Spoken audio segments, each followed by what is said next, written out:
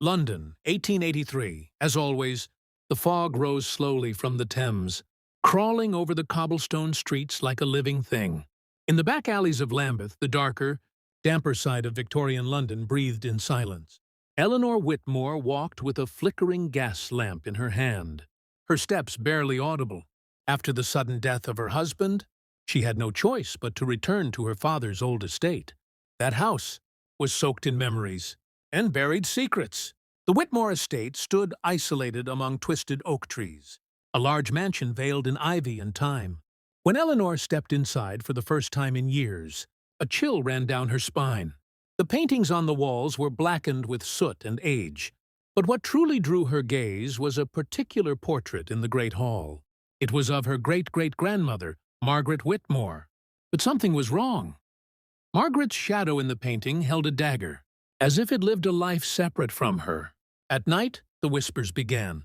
At first, Eleanor thought it was just the wind slipping through the cracks of the windows.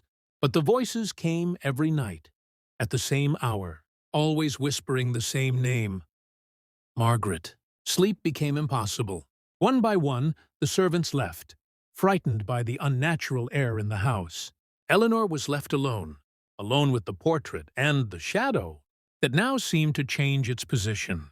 When she wasn't looking, one stormy evening, Eleanor sought refuge in the old library and found a hidden diary. It belonged to Margaret herself. Within its pages were chilling confessions.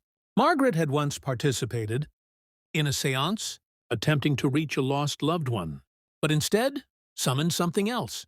From that moment on, a cursed twin shadow had haunted her reflections, her mirrors, and her portrait. And every few generations, the curse would pass to another woman in the family. Terrified and confused, Eleanor returned to the portrait. But this time, the shadow had turned to face her, staring directly into her eyes. She collapsed in fear. When she awoke, her hands were covered in blood.